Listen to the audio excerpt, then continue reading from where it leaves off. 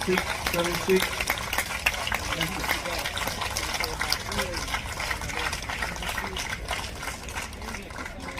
Well, hello and welcome to episode 3 of the Tennis Asia podcast. And on this week's show, we'll be talking Shenzhen. We'll look ahead to Guangzhou.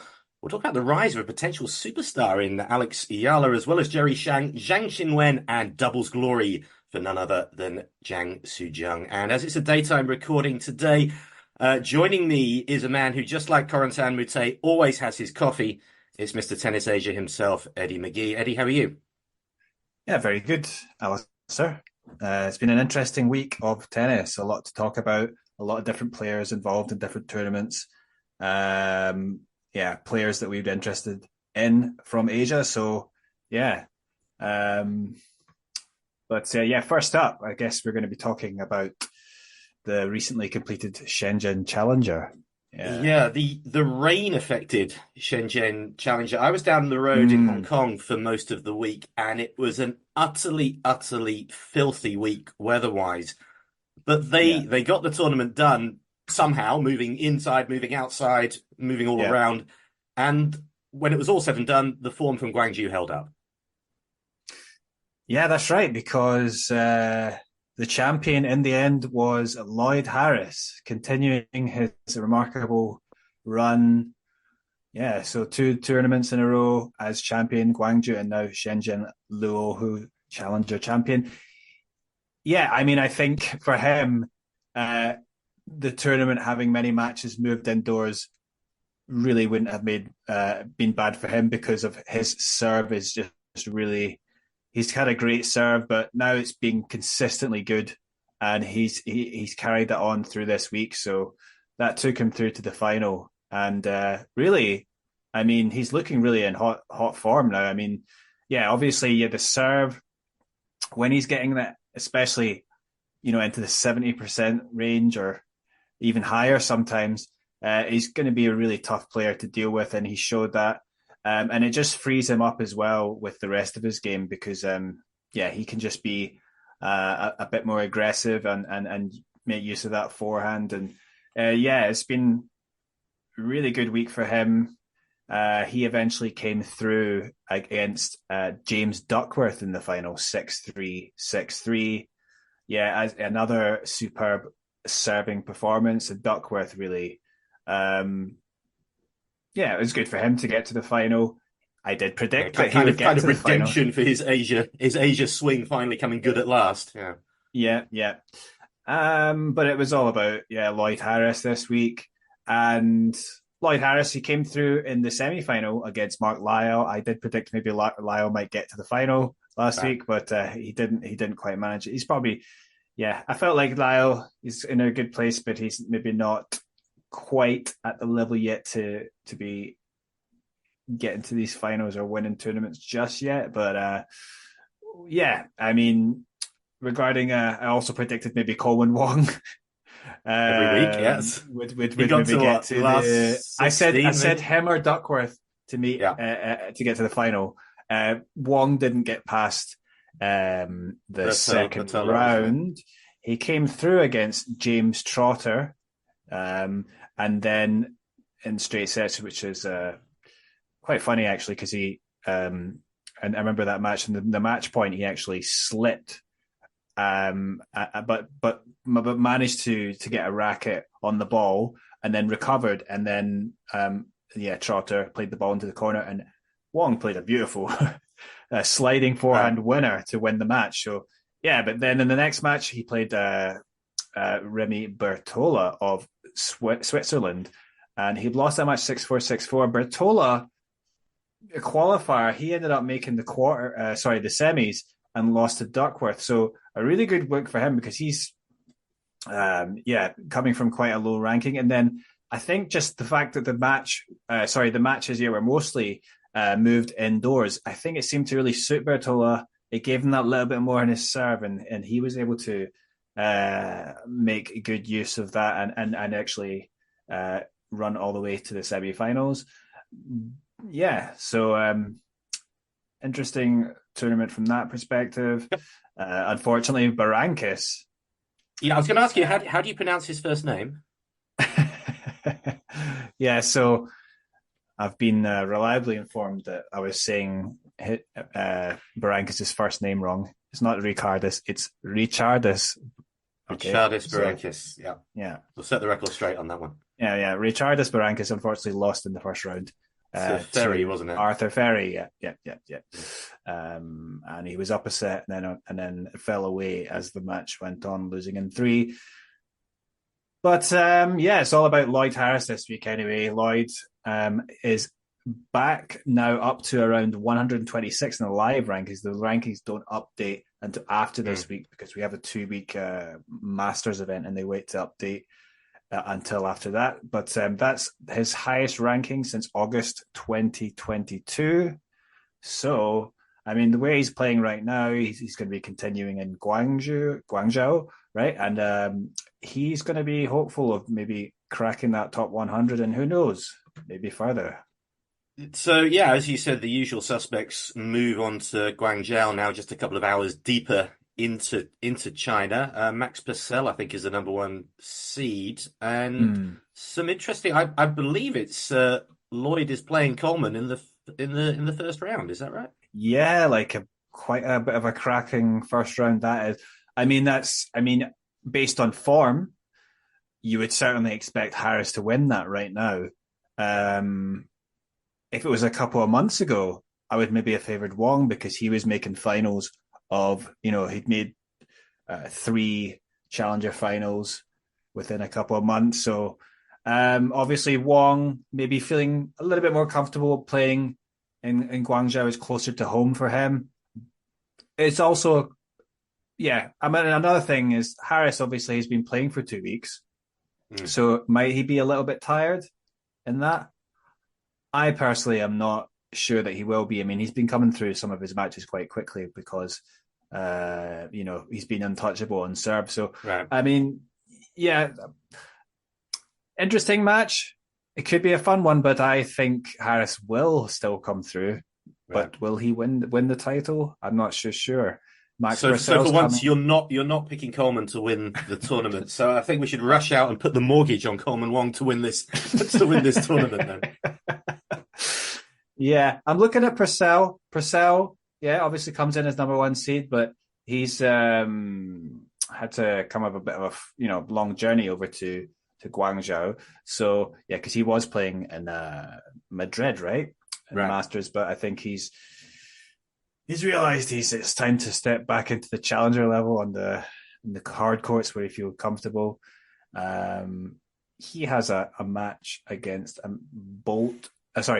Brandon Holt, the American player, and then he might have to play Shu in the second round, who is going to play a qualifier. Of course, Barrancas has actually just qualified just a few hours before this recording. So Barrancas is someone that could pop up, and it might be a difficult opponent to face early on if Purcell has to face him. But on that side of the draw, we've also got Maxime Cressy coming over.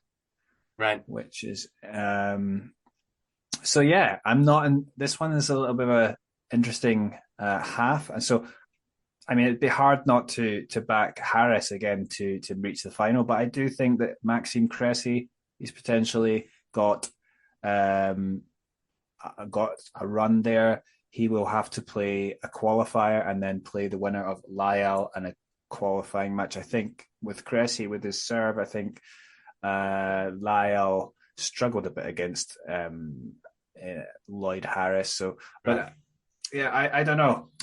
I think if I'm going to pick anyone, I'm going to pick I'll pick Harris to make the final again. So, but we'll see if we can manage it. We'll try and get this uploaded before that match, which I think is first on tomorrow, Tuesday morning. So might be out of date by then. We might come back to Guangzhou a little bit later, but we're going to move on. We're going to talk about the women's very very briefly. And one thing we talk about in this part of the world is obviously you've got the potential for people to become absolute superstars. We talked last week about the potential, of course, for Nagal in India. Another one on the women's side who has the potential to be an absolute superstar is from a country not very well known for tennis, but certainly does like its heroes, Alex Eala, who is already the highest ranked Filipina player in history, and she was in Madrid this week. Although I should say the highest ranked female player, Female, yeah. because there was a male player who reached the top 100 back in '99. So she's making history, but because she's basically the first women's player to do this well, and obviously she's got high expectations. She's a product of the Rafa Nadal Academy. She's been there since she was 12 years old. And maybe she's been hyped for quite a while because, like, I think she won her first match or professional match when she was like 15. Right. So like obviously that makes headlines. A player from the Philippines as well doing that. Philippines, of course, a country with a big population as well, and a lot of expectations for her. Amazingly, she's already been on the cover of Vogue magazine in the Philippines.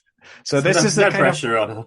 No pressure. I mean, I didn't realize she hasn't done too much yet, but I mean, let's talk about what she did. She's been getting to do. a series of finals, hasn't she, recently? She hasn't been winning them, but she's got to a series of finals. Yeah, she started to get some progress. She reached the 40K final, I think, on the ITF circuit. But as a member of Rafa Nadal Academy, and also I think, well, actually, it's the IMG connection. So IMG usually gets to select the wildcards for the Miami Masters and Madrid. Much to the chagrin of certain quarters.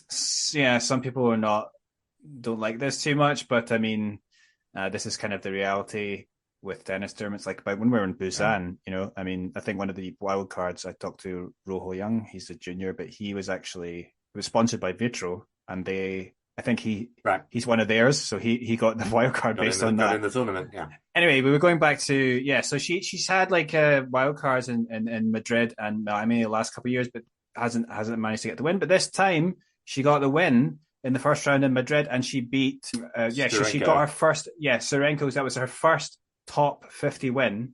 Yeah. So obviously that's a great thing for her, and she came back from a set down to win that. So she fought hard to get through that. I mean, when you watch Alex Eala, she is a very exciting player.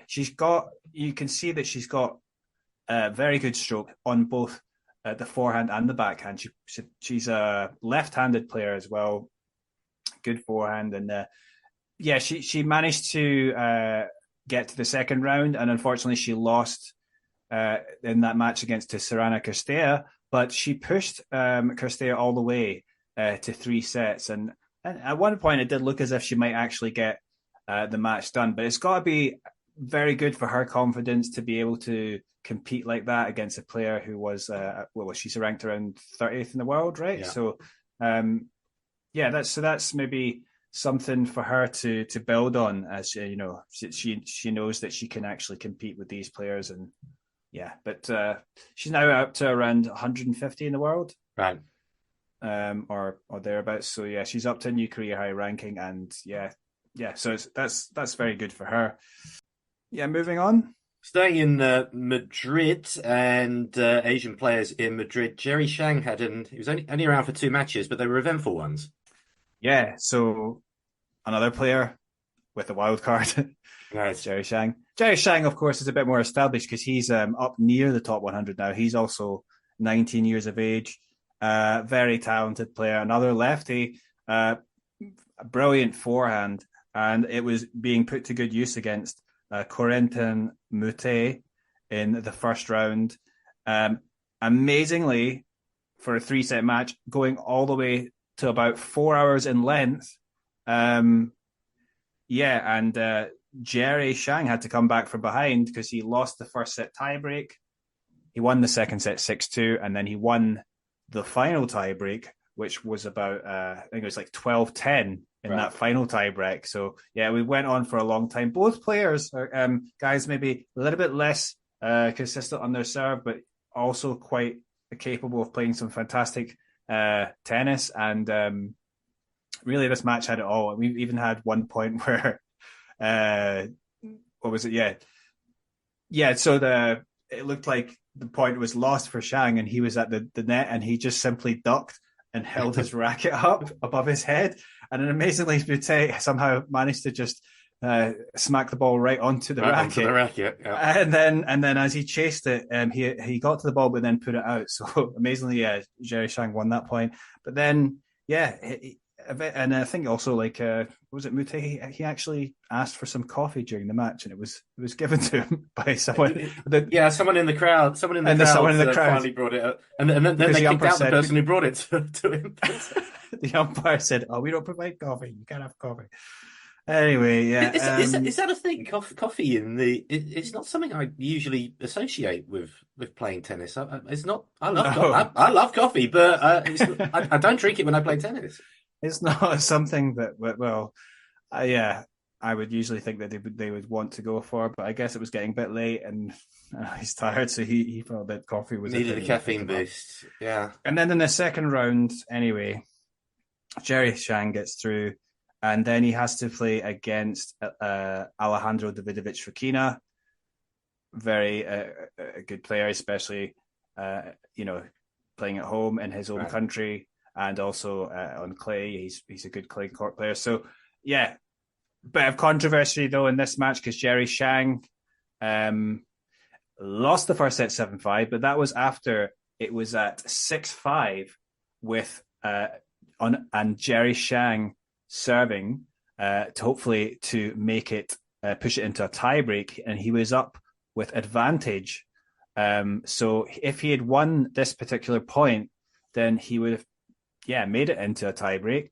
But actually what happened was he played a drop shot, and then Davidovich Fokina had raced towards it and apparently got the ball over the net.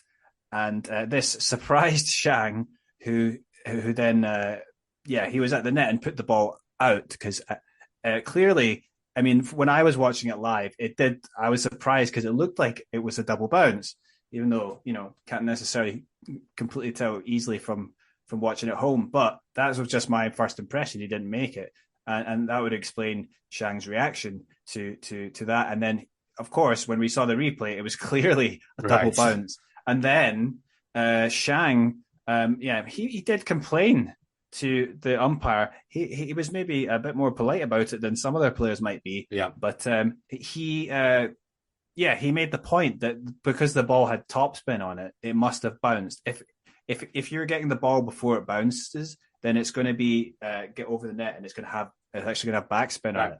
So that's one way that as a tennis player that's what happened. And then so some people, I mean, I think Shang was quite unhappy about this, obviously, after the match because he went on to lose that first set 7-5, and then the match ultimately he lost 6-3 in the second set, and he posted some stuff on his social media saying that he was not too happy with the honesty from Davidovich Fokina. I mean, it's possible that Davidovich Fokina, in the heat of maybe he's a bit unsure whether he made it or not, but I'm not too sure about that. Yeah, I mean, look, even at our thrashing around level, we know when it's bounced. We know when it's bounced twice before we hit it. But I guess it's the umpire's responsibility. Play to the whistle and all of that, and that's what he did. So yeah. Unfortunate, but it happens. Yeah, but Jerry Shang, unfortunate for him, but he'll hopefully have to have chances going forward. But it's certainly a player that everyone's is looking out for. Someone that I watched actually play live in the Hong Kong Open at the start of the year, where he got to the semi-finals. He beat Francis Tiafoe in straight sets, 6-4, 6-4, and then took Andrei Rublev to 3 sets, and I think so he's a interesting player, really big forehand, a dynamic player. The problem is these days players have so much pressure on them. I feel like though he is making steady progress. I mean, he got to third round Australian Open after that, so that was his best slam performance so far. So on the right trajectory, basically. But the only thing is, though, I mean, obviously it didn't help playing 4 hours in the first match, Right. right? But then he did have a problem, like, because even if he'd won that first set, in the seconds, he actually had a injury that caused him to actually serve a few underarm serves. I think because I think he had a problem with his leg, he couldn't push off. So, yeah, that's not good. It has been a concern for him as well that the physical side is not quite there yet. But he's only recently turned 19, so Right. you'd imagine that his body's going to get stronger the next year or two. So anyway, And so on another. the on the women's side in Madrid, Zhang Qinwen got through the first round, but then I think retired. Is that right in the second round? Yeah, so also she had a problem with her right leg. It seems that's something that she'd sustained in the previous tournament in Stuttgart. So yeah, that was a bit unfortunate for her. She was up, sorry, she'd lost the first set actually to Putin Seven um, five. 7-5, and then when she went down to love in the second set, chose to retire. I saw some of that match as well in the first set. I was watching, and then it was like some good ground strokes and some exciting play from Zhang and Putin. She's a tricky player as well. She's using the drops well, so it was an entertaining match. I did feel though there was something wrong though in the terms of the consistency for Zheng, because she was up. She was actually up when she lost that first set. She was up 40-love, and Right. then somehow got broken from being up 40-love. And obviously, I think like the leg situation was having an effect. So yeah, disappointing for her. But hopefully she's got enough time to rest properly before Rome, which is starting next week. Yeah, because obviously she's had good results on clay, so it's something. And obviously, since getting to the final of the Australian Open this year, she would be hoping to be able to build a bit on that. Unfortunately, she's hampered here a little bit by Right. injury, so but we'll have to wait One and see. One there was a bit of a comeback from another Chinese female player, a name from the past. Wang Qiang was winning in Yeah, where was it? Wuning or somewhere last week? Wang Qiang, yeah. So uh, Wang Qiang, yeah, like a couple of years ago, she was up in the top 20, right? Yeah, Back in like got to oh like number goodness, 12 in the world or something. yeah. So um, yeah, right. So very high up in the rankings she was. I remember I went to see her play at the Australian Open in 2020, and she beat Serena Williams in three Right. sets, and that was one of the most exciting matches I've seen live. Yeah, so that just tells you that level she was playing at. She got to the quarterfinals of the US Open just before that, Yeah. and then I think pandemic comes, people stop for a while, and then never kind of struggled a bit after that. And she talked about how I read that she, basically just felt a bit worn out, traveling on the tour all the time, having to get used to different time zones, being away from friends and family and things like that. So she took a bit of time out and she returned at the start of this year to the tour. She actually won a tournament in China organized by the Chinese Tennis Association, the domestic tour Right. match, and so she actually won a tournament at the end of last year. She won a fair amount of money for that, about $23,000. So yeah, that was good for her. That was her first like competitive tournament back, and then she won that. Started off this year in I think Huanin, but in Thailand, but then she didn't do well. She lost that, and then apparently took a bit of time out again, but then came back and then started on the Chinese ITF tour from April, reached the quarters, and then reached a semi-final, and then followed up by winning the title, the W50 title in Wuning. She beat a 19-year-old only actually after her opponent retired. So that was Lanlana Tararudi, who is from Thailand. And we'll maybe talk about her for a bit. But yeah, so this is obviously good for Wang that she's able to seemingly, get a title here, and also seems to be improving, or certainly winning a good number of matches. So that'll be one to watch out for. Yeah, just a little bit of a word on her opponent, though, is Lamana Turudi. She's only 19 years of age, and she actually beat Wang in straight sets in the semi-finals in the previous tournament. She won that tournament and then unfortunately had to retire in the final here. But she's only 19 years of age. She's definitely one to watch out for. She's also a product of Paradorn Shrishapan's academy. Okay. And she's sponsored by a company that you'll be familiar with, Singha. The Singha Corporation. Yeah. Anyway. just a little bit familiar, yes. No, but so that's... They make great mineral water. So that's something that will be... I'll be keeping an eye on just to see how she does. Yeah, so Thailand, obviously Shreshapan, he was a huge player for Thailand back in the day, managed to get to the top 10. He reached the top 10, and he had one year when he beat like Agassi, Hugh, and a bunch of other players, and that's when he got to the cover of Time magazine in Asia. So Vogue and Time in one episode. So Alex Eala is hoping to do something similar for tennis in the Philippines. So one thing I didn't mention actually was that Alex Eala is actually Coleman One's girlfriend. Oh, really?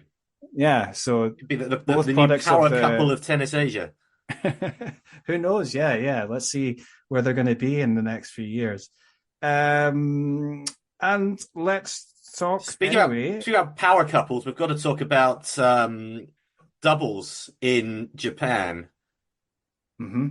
Jang Su-jeong, Kimberly Birrell. That's a surprising partnership, but it was a successful one this week. Yeah, Jang Su-jeong of Korea, Kimberly Birrell of Australia, players that are familiar to us. They'd often played in the challengers or the tour events here in Korea, and of course Jang Su-jeong is Korean, so that's where we live. So we're familiar with her. She's been the number one Korean player for a while. So she's not played too much tennis recently, but and she lost in the first round in singles, Jang Su-jeong. But a good week for her in the end, as she comes out as the champion in this 100 event in Tokyo. So yeah, that was nice to see for her. And then if we want to talk about the singles though, so because that's also been interesting. So in the end, the singles final was played by Madison Inglis and Ena Shibahara. Madison Inglis is a player that's been around for a while. Is Australian. She was up near the top 100, but is fallen away a bit. But she's working her way back up. But what was interesting for me is this is a 100 final, fairly high level of tennis tournament, and Ena Shibahara is actually one of the top doubles players in the world. She is currently 26 years of age, but she also was until last year usually partnering with her Japanese doubles partner, and was she finished runner-up at the Australian Open last year, being at the semis of Wimbledon and so on. She's a mixed doubles champion as well. So she's a top doubles player. They won the Canadian Open last year, so that's a WTA 1000 level event. So yeah, it was Shuko Aoyama who was the player that she was normally playing doubles with. It seems like this year, they've stopped playing together. She recently played with Asia Muhammad at Indian Wells, and they did pretty well.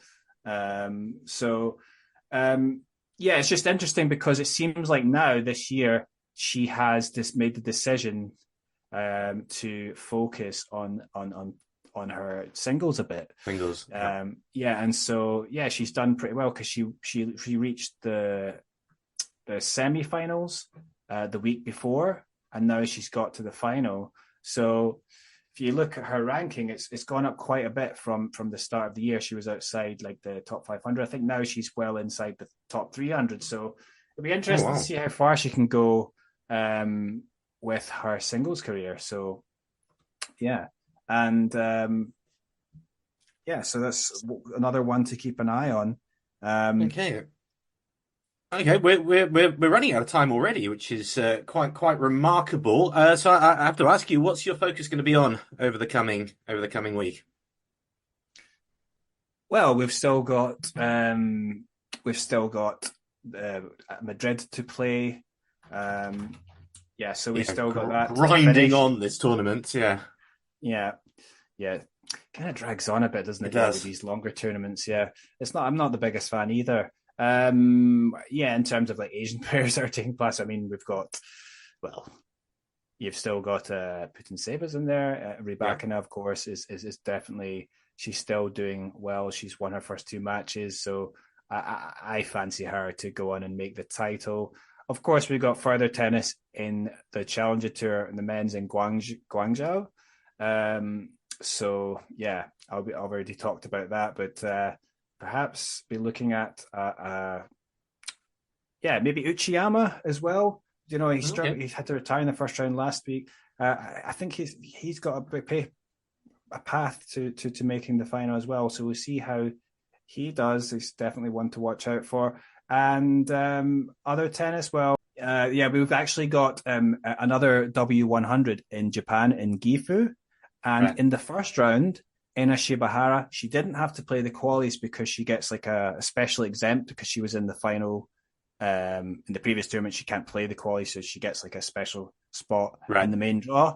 And she's drawn against, well, will you have a guess? Surprise me. It's not, is it? Uh, yeah, you could guess. It is. It's not my little sweetie Miss Jang, is it? Yes. It is. So, Okay. Jang Su-jeong, yeah, first round, Ena Shibahara, Korea against Japan. I mean, The how handle do you see John. that? Mm. I don't know how you see that one going. I I see that. I personally see would. that one going only one way, to be quite honest. But, Yeah, yeah. Shibahara is one, and who knows? Shibahara, maybe she can go all the way this time. Yeah, so I'll be mhm. keeping an eye on that one. Yeah, but for Jang Sejong, maybe she could have a go with the doubles. Let's see if she's in there. Yes, mate. Well, she's a double specialist now. Yeah. Yeah. So Okay. okay. Any other business? Any other business today? We've also got some of the Challenger 175 tournaments coming up, which are played because now that we have these 2 week Masters event, during the second week of some of them, we get these Challenger 175 events. So we've got two of them being played in Aix-en-Provence, and then we've got one in Cagliari. In terms of like Asian players that are competing in them, not too many, to be honest. Alexander Shevchenko, he's of Kazakhstan. And then off in Cagliari, yes, Taro Daniel is there in the Right. first round. And also Yoshihito Nishioka. Nishioka, though, has sort of fallen away. He's not quite the player what he was. You know, he's a former champion at the 250 event In here in Seoul. Korea Open. Yeah, he beat Shapovalov in the final. Obviously, this is clay, maybe a little bit less suitable for him, but he's not really on form. Taro Daniel, on the other hand, is actually, I think clay's actually his best surface. He's a player he represents Japan, but he was also spent a lot of time in Spain.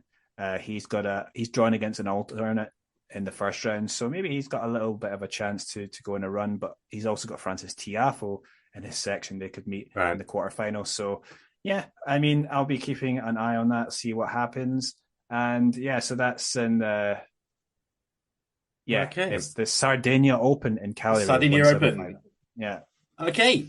Thank you very much for your time today. And this time next week, we could be talking about a Lloyd Harris hat trick. Yeah, let's see.